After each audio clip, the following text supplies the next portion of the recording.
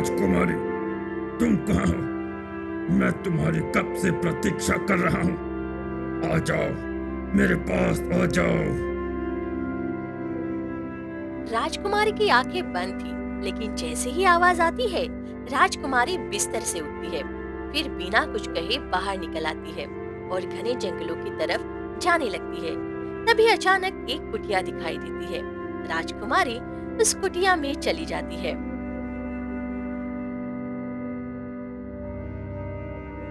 तो आखिरकार तू आ ही गई राजकुमारी।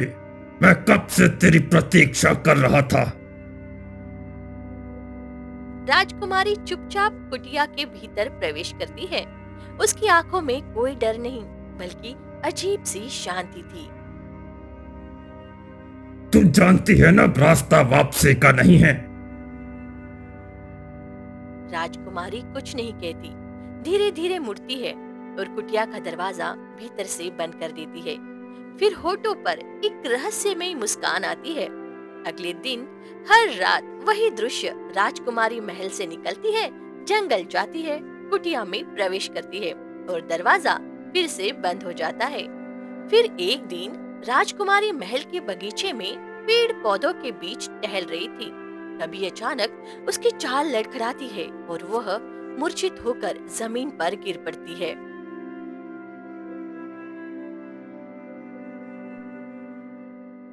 राजकुमारी, राजकुमारी, क्या हुआ है? आपको उठी ही ना? आप ठीक तो है ना? हे भगवान, ये क्या हो गया है राजकुमारी को? मुझे अभी जाकर महाराज को बताना होगा।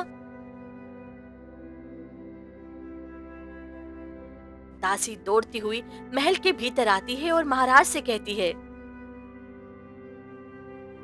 महाराज, महाराज, जल्दी आइए, राजकुमारी बगीचे में मूर्छित हो गई है। क्या कहा तुमने? राजकुमारी मूर्छित हो गई है? ये कैसे हुआ? महाराज, वो हमारे साथ ही बगीचे में टहल रही थी। अचानक उनकी आंखें बंद हो गई और वो गिर पड़ी। हम तो डर ही गए महाराज। ठीक है, एक पल भी मत गवाओ, जल्दी से हकीम साहिबा को बुलाया जाए। कुछ ही देर में हकीमा साहिबा आती है और राजकुमारी को एक पल तक देखती है। फिर उसकी नाड़ी टटोलती है। जांच पूरी करने के बाद गंभीर स्वर में बोलती है, महाराज, मैं जो कहने जा रही हूँ वो आपके और महारानी के लिए बहुत ही बड़ा आघात होगा, लेकिन मुझे सच तो कहना ही है। जल्दी बताइए हकीम साहिबा, मेरी राजकुमारी को क्या हुआ है? वो ठीक तो है ना? हाँ हाँ, कहो जल्दी, मेरे बच्चे को क्या हुआ है? उसे पहले कभी ऐसा कुछ नहीं हुआ, आज अचानक ये सब क्या हो रहा है? महाराज, महारानी, राजकुमारी गर्भवती है। क्या कहा तुमने? क्या तुम्हें होश है कि तुम क्या कह रही हो? राजकुमारी गर्भवती है? यह असंभव है, यह नहीं हो सकता। महाराज, मैं आपके दरबार की हकीमा हूँ। झूठ बोलना मेरे धर्म के खिलाफ है। राजकुमारी के शरीर में जो परिवर्तन है वो साफ संकेत दे रहे हैं कि वह गर्भवती है। हे ईश्वर, ये क्या सुनने को मिल रहा है? मेरी कुंवारी बेटी गर्भवती है? ये कैसे हो सकता है? ये तो मेरी कुल की मर्यादा पर आघात है। नहीं, ये सपना है। मुझे ये सपना लग रहा है। मेरी अरुंधति कभी ऐसा कुछ नहीं कर सकती। कोई छल है, कोई भ्रम है, ये सब झूठ है। हकीमा, कोई उपाय बताइए, कोई ऐसी औषधि जिससे यह कलंक मिट जाए। मैं इस पाप के बोझ को अपनी बेटी की कोख में पलने नहीं दे सकता। महाराज, मैं क्षमा चाहती हूँ, पर अब ये विषय मेरी सीमा से बाहर है। इस विषय में वैद्य जी से ही राय लेनी होगी। कुछ देर में दरबार का सबसे अनुभवी वैद्य प्रवेश करता है और राजकुमारी के जांच करने के बाद कहता है,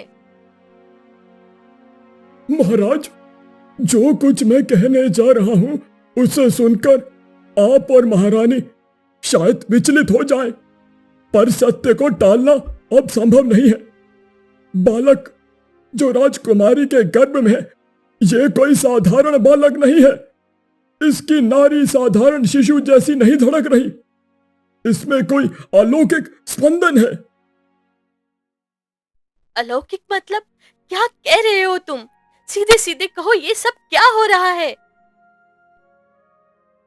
महारानी, अगर आप इस शिशु को समाप्त करने का प्रयास करेंगी तो केवल बालक ही नहीं, राजकुमारी भी जीवित नहीं बचेंगी।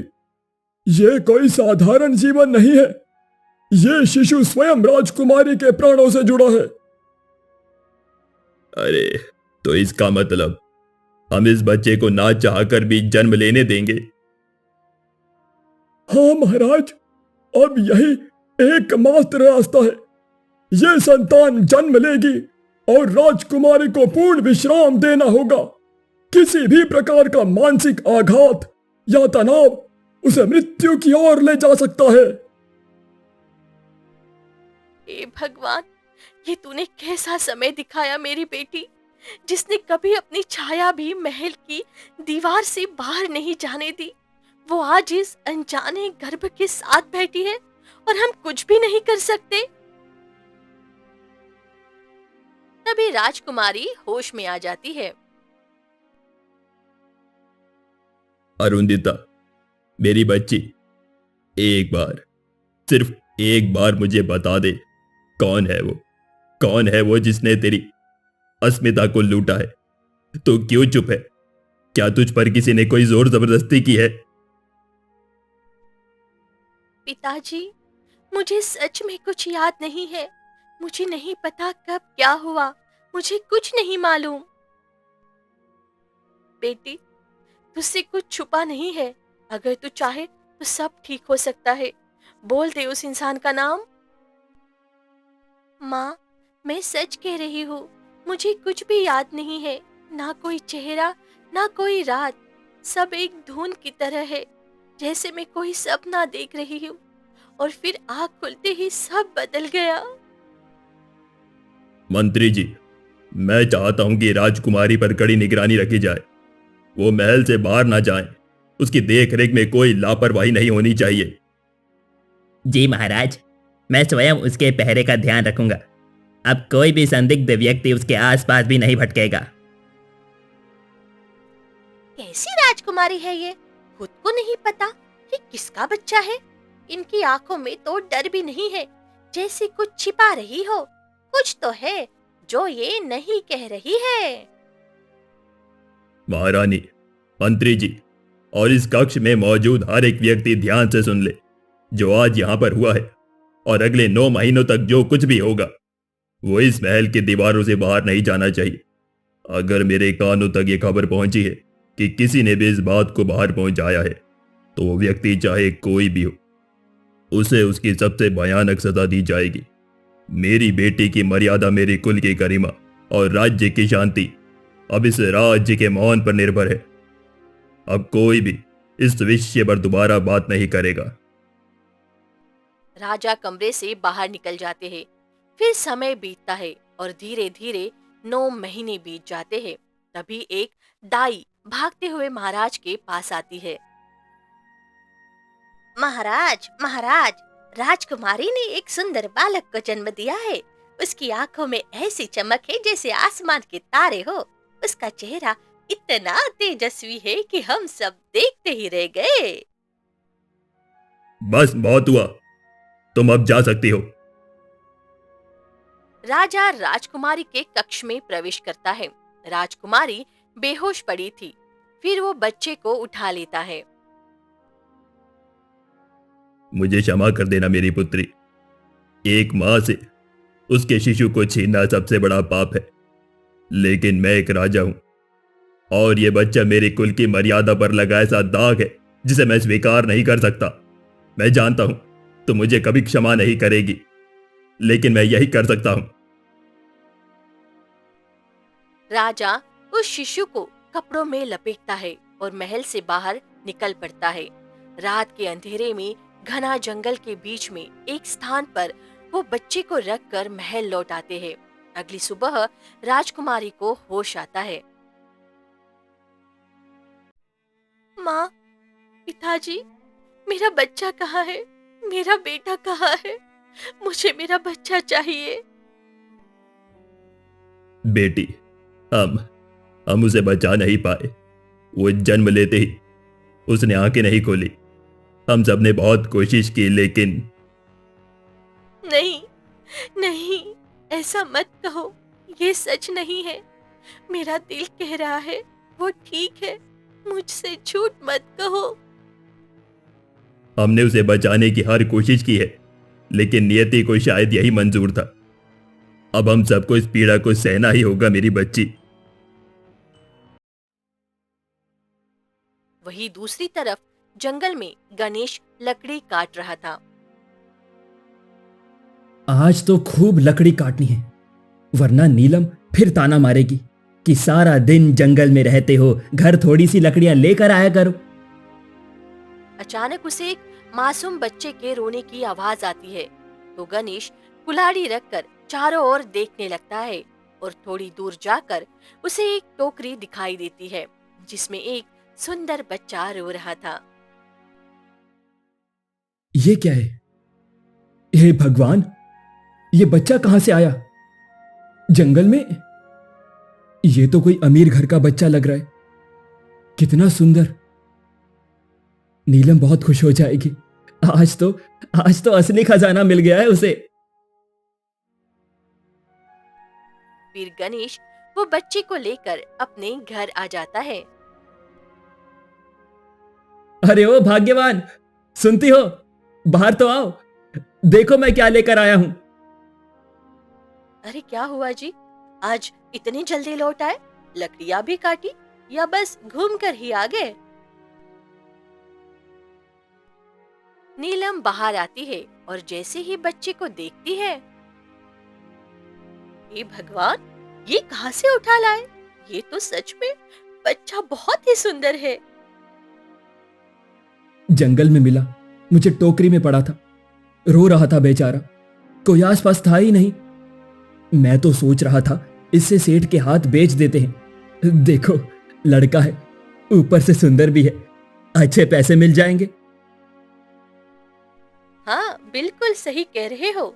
हमारे खुद के 3 बच्चे हैं और एक को पालना तो नामुमकिन है, और सेठ पैसे भी ऐसे बच्चे को खरीदता है। तो फिर तैयार हो जाओ, आज ही चलते हैं सेठ के पास। मैं अकेला जाऊंगा तो शक करेगा, कहेगा कहीं से चुराया तो नहीं, लेकिन जब तुम साथ में रहोगी ना तो लगेगा ये हमारा ही बच्चा है। थोड़ी देर बाद दोनों बच्चों को लेकर शहर के बाहर लाला सेठ की हवेली में पहुंचते हैं। सेठ जी प्रणाम, एक खास चीज लेकर आया हूं आपके लिए। इस बार आपकी दुकान के लिए नहीं, आपके काम के लिए लाया हूं। अरे बोलो बोलो, क्या लाया है? इस बार कोई सामान या कुछ नया झोल? सेठ जी, एक बच्चा है, बहुत सुंदर है, हमारा ही है, लेकिन पाल नहीं सकते।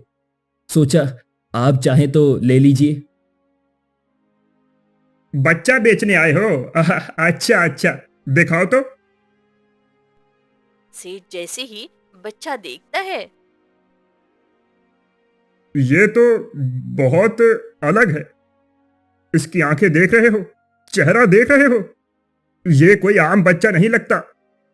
अरे चलो, मैं इसे रख लेता हूं। कितने लोगे?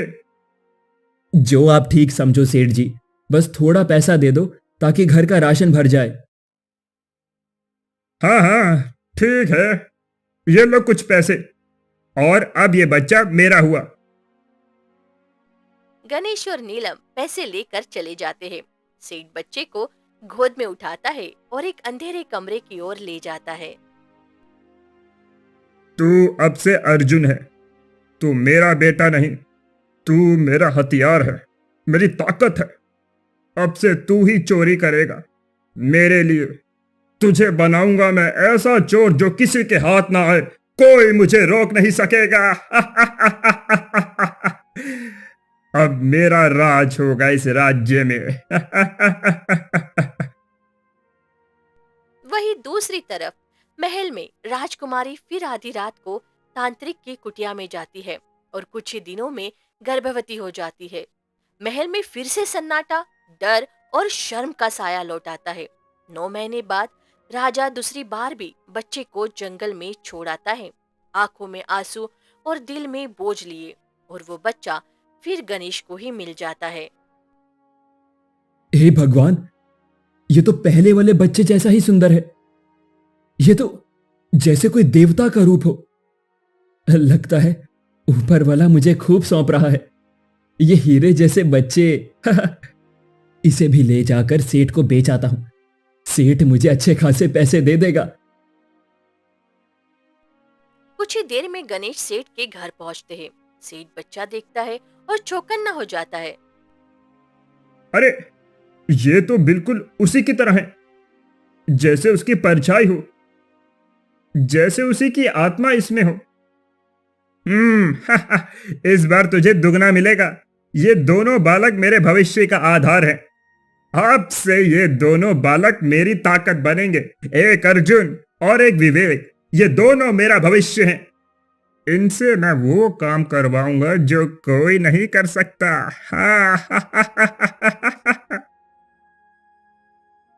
वहीं दूसरी तरफ महल में आधी रात को राजकुमारी फिर महल से बाहर निकलती है। तभी महाराज उसे देख लेते हैं। ये इतनी रात को कहां जा रही है? कुछ तो गड़बड़ है। नहीं नहीं, आज मैं उसका पीछा जरूर करूंगा। राजा चुपचाप उसका पीछा करते हैं। राजकुमारी महल से बाहर निकलती है, घने जंगलों की ओर बढ़ जाती है। राजा धीरे धीरे उसके पीछे चलते रहते हैं। तभी एक कुटिया नजर आती है। राजकुमारी जैसे ही उस कुटिया के दरवाजे तक पहुंचती है, तभी अचानक पीछे से राजा उसका हाथ पकड़ लेते हैं। अरुंधिता, ये क्या कर रही हो तुम? इतनी रात को इस वीरान जंगल में इस तांत्रिक से क्यों मिलने के लिए आई हो? लेकिन राजकुमारी कुछ नहीं बोलती। उसकी आंखें अब भी उसी दिशा में टिकी है जहां कुटिया थी।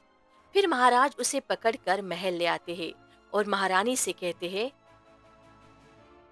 महारानी, पूछो अपनी लाडली से, ये आधी रात को घने जंगलों में तांत्रिक से क्यों मिलने जा रही थी? मैं इसे वहां से पकड़ कर लेकर आया हूं और ये कोई जवाब नहीं दे रही है। बोलो बेटी, तुम क्यों गई थी आधी रात को जंगल में? जवाब दो। आप दोनों कौन हो? हाँ हाँ हाँ हाँ, कौन हो आप दोनों? चले जाओ यहाँ से, वरना मैं किसी को नहीं छोड़ूंगी। तुम सबने मिलकर मेरे बच्चे को मार दिया है। ये तू क्या कह रही है? पुत्री, होश में आ। बेटी, तुम्हें उस तांत्रिक ने वश में कर लिया है, पर अब और नहीं। अब मैं तुम्हें इस अंधकार से बचाऊंगा।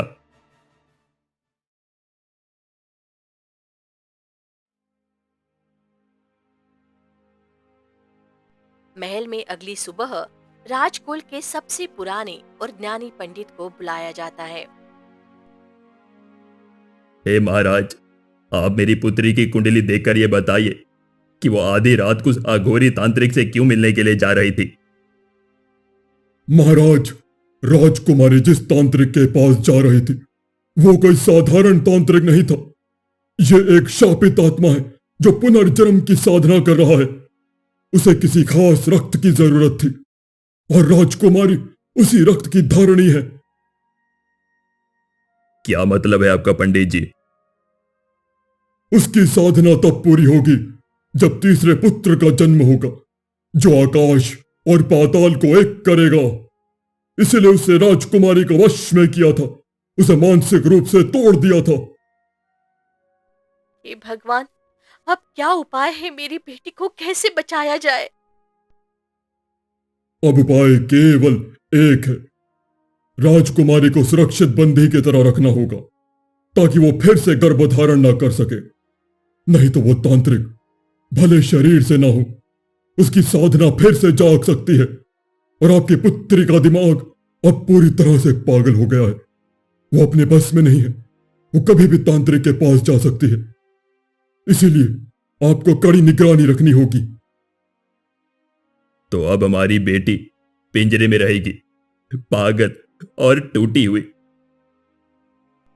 फिर इसी तरह धीरे धीरे समय बीतता है और 18 साल बीत जाते हैं और राजकुमारी एक दिन मौका पाकर महल से भाग जाती है। उधर सेठ अर्जुन और विवेक से कहता है, अब देखो, मेरे ये दो शेर ये नजरों के सामने से चीजें उड़ा कर ले जाते हैं। इनसे बेहतर काम कोई नहीं कर सकता। मैं कर दिखाऊंगा सेठ जी। इस बार पूरे गांव का माल तुम्हारे हवाले करूंगा। और जो कोई हमारे रास्ते में आएगा वो फिर रास्ते पर नहीं रहेगा। अब तुम दोनों कान खोल कर सुनो। ये काम तुम्हारे लिए एक परीक्षा है। मैंने सुना है इस राज्य के राजा के पास एक रहस्यमय खजाना है। सोने के बर्तन, मोती से जड़ी तलवारें, बेशुमार दौलत। अब तुम दोनों इतने काबिल हो चुके हो कि उस महल में भी हाथ डाल सकते हो। जाओ, वो खजाना मेरे हवाले करो। हो, क्यों नहीं सेठ जी। आज ही हम दोनों भाई उस महल की दीवारों को चुपचाप पार करेंगे और आपको वो सारा खजाना हम ला कर देंगे। और इस बार लौटेंगे तो अपनी झोली में सिर्फ सोना ही नहीं होगा, आपकी आंखों में चमक भी होगी। मुझे तुम दोनों पर भरोसा है। तुम दोनों आखिर मेरे शेर हो। जाओ, अपना काम पूरा करके ही आना। फिर दोनों भाई सेठ की बात सुनकर निकल पड़ते हैं। अंधेरी रात में चुपचाप महल की ओर रास्ता तय करते हुए जंगल में चलते चलते हुए उन्हें प्यास लगती है। बहुत देर हो गई है, कुछ पानी पी ले तो अच्छा लगे। प्यास से गला सूख रहा है। वो देख, सामने एक कुटिया है। चलो वहीं चलते हैं। वे एक टूटी फूटी सी कुटिया के पास पहुंचते हैं, जहां एक बूढ़ी औरत पेड़ के नीचे बैठी थी। ओह माई, कुछ पानी मिलेगा? बहुत प्यास लगी है। पानी? हाँ, पानी दूंगी। तुम थके हो ना बेटा? मेरे लाल, आओ बैठो, मैं तुम्हें पानी देती हूँ। कब से मैं तुम दोनों का इंतजार कर रही थी। इतना कहकर वो एकदम पास आकर दोनों भाइयों को गले लगा लेती है। मेरे बच्चे, मेरे राजकुमार, मेरे बच्चे आ गए तुम। रुको, मैं तुम्हारे लिए पानी लेकर आती हूँ। अर्जुन और विवेक एक दूसरे को अजीब नजरों से देखते हैं। ये कौन है भाई? ये हमें ऐसी क्यों देख रही है? इसने तो हम दोनों को बेटा ही बना लिया। पता नहीं, लगता है ये पागल है, पर कुछ अजीब सी लग रही है। चलो यहां से। थोड़ा इंतजार करो, पानी लेकर आ रही है। पानी पीकर हम फिर जाएंगे। और वैसे भी अभी लंबा रास्ता तय करना है, तो प्यास से तो चला ही नहीं जाएगा। दोनों पानी पीकर आगे बढ़ते हैं और आखिरकार महल की दीवार तक पहुंच जाते हैं। वहां छुपकर वे राजा और मंत्री की बातचीत सुनते हैं। मंत्री जी, 2 साल हो गए हैं हमारी बेटी को गायब हुए। कोई सुराग नहीं मिला। वो कहीं तो है महाराज, कोई उसे वापस ला दे, बस एक बार। मैं ऐलान करता हूं, जो कोई भी उस पगली बेटी को वापस ला कर देगा, हम उसे ढेर सारा खजाना देंगे। जी महाराज, मैं आज ही पूरे राज्य में ये घोषणा करवा देता हूँ। धन्यवाद। ये सुनकर अर्जुन और विवेक की आंखों में चमक आ जाती है। भाई, वो औरत जो हमें पानी पिला रही थी, वही तो थी वो पगली राजकुमारी। वो हम दोनों को राजकुमार कह रही थी। और अगर हम उसे वापस ले आए तो इनाम भी मिलेगा और हमारा सेठ भी खुश हो जाएगा। हाँ, हम उस राज्य का हीरो बन जाएंगे, वो भी रियल वाले। हाँ, तुम बिल्कुल ठीक कह रहे हो। वैसे भी तो हम यहाँ खजाना ही चोरी करने आए थे और उस बुढ़िया को भी जानते हैं, तो उसे ला कर दे देंगे तो महाराज खुशी खुशी हमें खजाना देंगे। वे तुरंत जंगल की ओर लौटते हैं। बूढ़ी औरत वहीं बैठी होती है। वे उसे धीरे धीरे बहलाते हैं। ए माई, चलो एक जगह चलते हैं, महल में चलो, राजा तुम्हारा इंतजार कर रहे हैं। नहीं नहीं, मुझे वहां नहीं जाना, वो लोग बहुत गंदे हैं। राजा ने तुम्हारे लिए वहां बहुत सारे खिलौने रखे हैं। क्या सच में? तब फिर मैं जाऊंगी। भैया, आप इस बुढ़िया को लेकर महल जाइए, मैं सेठ जी को लेकर आता हूं। उन्हें पूरी इज्जत और मान सम्मान के साथ वो सारे इनाम दिलवाऊंगा। ठीक है, तो तुम सेठ जी को लेकर जल्दी आना, मैं से लेकर महल के लिए निकलता हूं। अर्जुन राजकुमारी को लेकर महल पहुंचते हैं। सैनिक उन्हें रोकते हैं, पर अर्जुन बोल उठता है, हम आपकी खोई हुई बेटी लेकर आए हैं महाराज, यही है राजकुमारी। फिर अर्जुन राजकुमारी को लेकर जैसे ही महल में जाता है, राजा की नजर उस औरत पर पड़ती है और आंखें भर आती है। अरुंधिता, मेरी बच्ची, आखिरकार तू आ गई। उसी समय दरबार में सेठ भी पहुंचता है और मुस्कुराता है। महाराज, अगर इनाम का वादा निभाना है तो इन दो नौजवानों को दीजिए जिन्होंने आपकी बेटी को आपके पास लाकर दिया। ये दोनों हमारे ही पुत्र हैं। विवेक ने मुझे सारी सच्चाई इनाम के लिए बता दी है। हे राजन, देखिए ध्यान से, ये कोई साधारण बालक नहीं है। ये वही है जिन्हें 18 वर्ष पूर्व आपने ही जंगल में छोड़ दिया था। राजकुमारी अरुंधिता के पुत्र, आपके नाती, राजघराने का रक्त आपके सामने खड़ा है और अब समय आ गया है। अगर ये राजघराने के बच्चे हैं तो बताओ, ये तुम्हारे पास कैसे आए? कौन हो तुम दोनों और तुम्हारे पीछे खड़ा वो आदमी, उसका क्या सच है? बोलो, अगर एक भी झूठ निकला तो सूली पर चढ़ा दिया जाएगा। महाराज, मैं इन बच्चों को एक लकड़हारे से खरीदा हूं, पैसे देकर। वो कह रहा था कि ये दोनों उसके बच्चे हैं। फिर मैंने इन्हें पाला, चोर बना दिया, लेकिन मुझे नहीं पता था कि ये। चुप! तूने राजघराने के बच्चे को अपने नीच धंधे में झोंक दिया। तेरा अपराध क्षमा योग्य नहीं है। महाराज, इन दोनों में राजकुमारी का रक्त बह रहा है।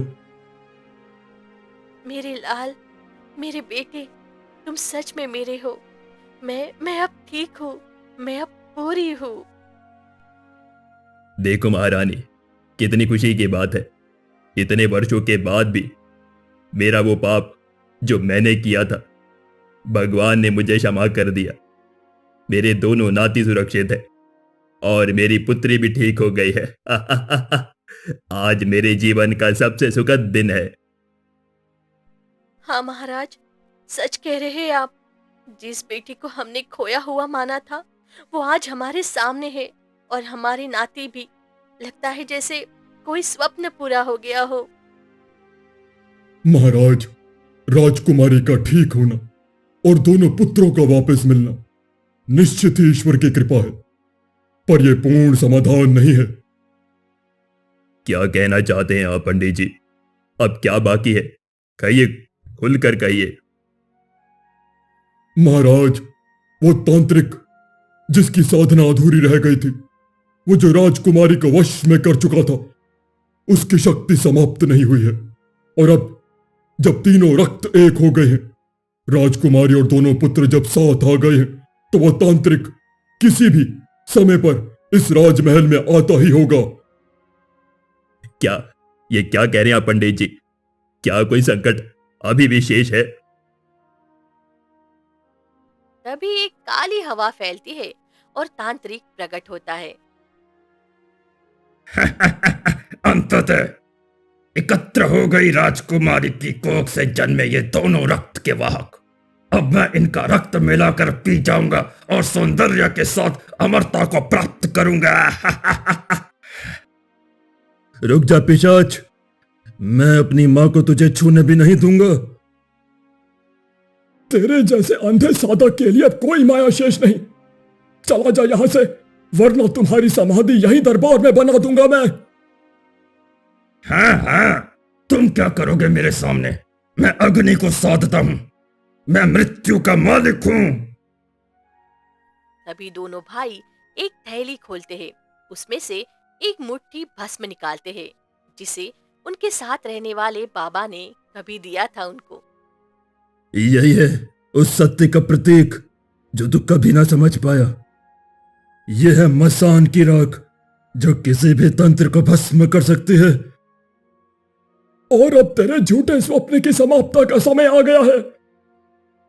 दोनों भाई मिलकर वह भस्म तांत्रिक के ऊपर फेंकते हैं। तांत्रिक चिल्लाता है और जलकर राख बन जाता है। अब अंधकार का अंत हो गया। अब हमारे कुल में फिर से रोशनी आ गई है।